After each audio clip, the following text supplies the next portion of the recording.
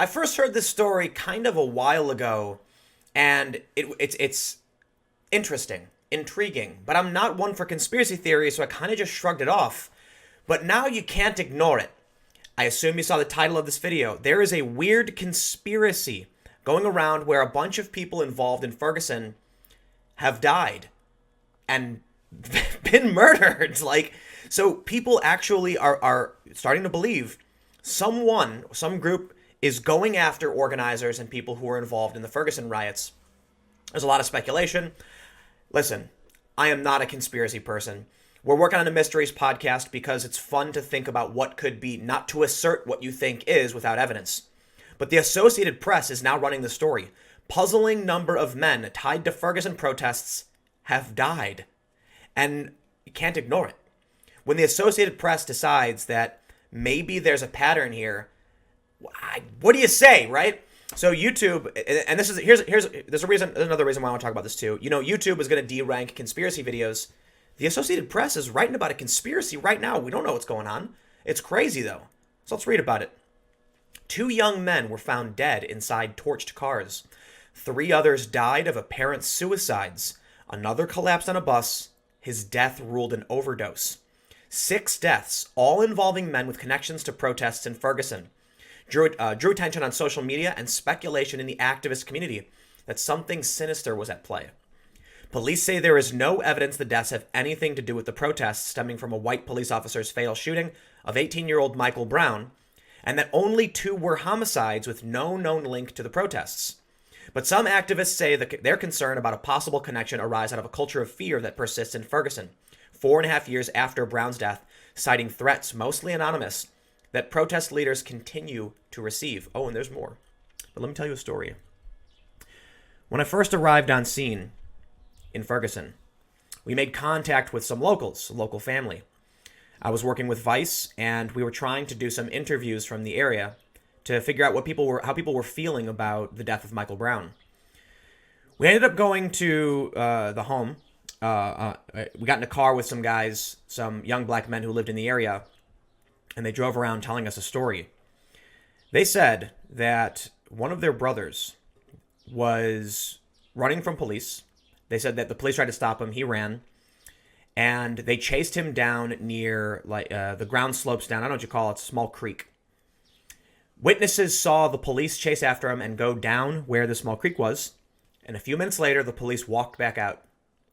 There was nothing. Their brother was just seen running in and never heard from again until they found his dead body sometime later. Now, they were convinced that the police had killed him. But they didn't have evidence. And I guess for that reason, Vice decided not to air the interview. Although I think we could determine that the person was there was some incident involving police. No one knew what happened after the fact. Now, I don't know if that story's true. And we didn't go with it because it's like, well, what do? Do you just take some random person you met driving around and they tell you the story, you just claim it's a fact? We couldn't do that. And there's no way, we can prove it and if it really happened, nor would we want to accuse police of killing a local and then just leaving the body, which is a weird story in and of itself. But it's stories like this that exist in Ferguson. Whether you want to believe it's true or not, like I said, I'm not one for conspiracy theories, so I hear you, but I need evidence. But then you hear stories like this. 6 young men died, overdose. While sure, you can just say that maybe it was an overdose, maybe it was suicide, but the activists certainly don't think so. They think things were made to look like an overdose or made to look like a suicide, but let's read on. The Reverend Daryl Gray said he found a box inside his car. When the bomb squad arrived, no explosives were found, but a 6-foot python was inside. Everybody is on pins and needles, Gary said of his fellow activists. No arrests have been made in the 2 homicides, St. Louis County Police spokesman Sean McGuire said. Witnesses have simply refused to come forward, leaving detectives with no answers for why the men were targeted. We don't believe either one was connected to each other, McGuire said, but adding, it's tough to come up with a motive without a suspect.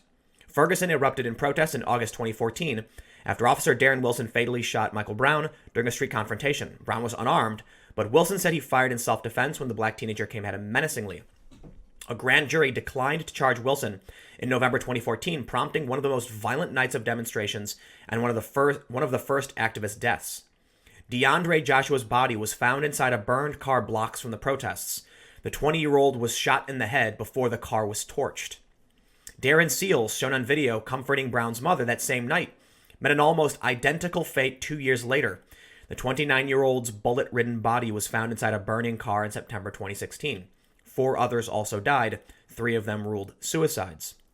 Marshawn McCarroll of Columbus, Ohio, shot himself in February 2016 outside the front door of the Ohio State House, police said. He had been active in Ferguson. Edward Crawford Jr., 27, fatally shot himself in May 2017 after telling acquaintances he had been distraught over personal issues, police said. A photo of Crawford firing a tear gas canister back at police during a Ferguson protest was part of the St. Louis Post-Dispatch's Pulitzer Prize-winning coverage. I believe that's the photo up here. Yep, that's Edward Crawford Jr. It's an iconic photo from Ferguson. That guy died. In October, 24-year-old Donye Jones was found hanging from a tree in the yard of his North St. Louis home. Yeah, context. St. Louis home. His mother, Melissa McKinney's, was active in Ferguson and posted on Facebook after her son's death, "They lynched my baby." But the death was ruled a suicide. Bassem Masri, a 31-year-old Palestinian-American who frequently live-streamed video of the Ferguson demonstrations, was found unresponsive on a bus in November and couldn't be revived. Toxicology results released in February showed he died of an overdose of fentanyl. This is creepy. This is creepy. Maybe we're looking at lines that don't really exist, but I gotta say it's still really creepy. I don't know. Comment. Let me know what you think. We're gonna read more. The Ferguson protests added momentum to the national Black Lives Matter movement, but they also generated resentment from people angered by TV footage of protesters hurling rocks and insults at police. Amid lingering anger, activists and observers say that while they see no clear connection between the deaths and the protests, they can't help but wonder about the thoroughness of the investigations. These protesters and their deaths may not be a high priority for police, since there is this antagonistic relationship, Washington University sociologist Otis Johnson said. I think there is a need for them to have a greater sense of urgency, unless it's the police doing it. Now, I don't know. I don't want to lay any accusations. I'm just being silly. But it is interesting.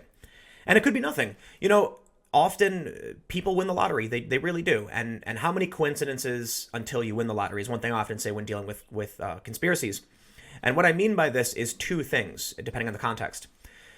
Sometimes you face so many coincidences that you have to say it's not a coincidence. Too many random occurrences happening at the same time, and you see a pattern. But humans like seeing patterns. So at the same time, the context also means, what I try to say by how many coincidences until you win the lottery is that sometimes you just win the lottery. Sometimes really rare things happen. It may just be a string of suicides. I mean, Ferguson was contentious. I have to imagine that the things they experienced from the riots and the circumstances around it was depressing. So maybe some people took their own lives. They say that one person was in front of a courthouse. Maybe he was facing charges, or a state house. I don't know. So it could just be that we're looking for patterns and we found one, and then people want to draw conclusions about it. Or it could be someone trying to get revenge. Get revenge on the young men who dared to stand up and riot.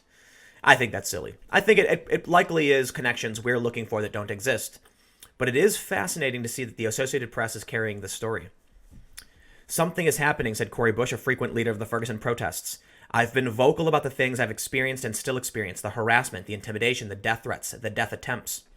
Bush said her car has been run off the road, her home has been vandalized, and in 2014, someone shot a bullet into her car, narrowly missing her daughter, who was 13 at the time.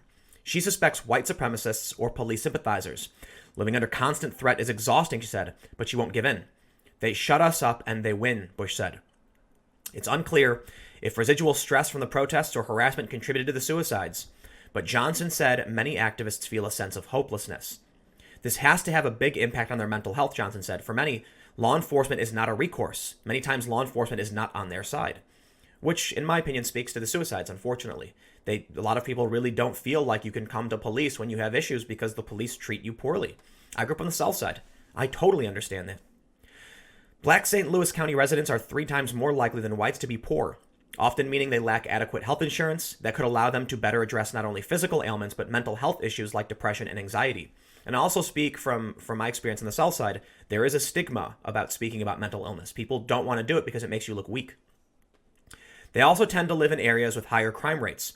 The 2010 U.S. Census showed that while people who live in a wealthy and mostly white western St. Louis County can expect to live well into their 80s, Life expectancy in parts of mostly black North St. Louis County reaches only into the 60s. Life expectancy in Kinloch, a few miles from Ferguson, is 56.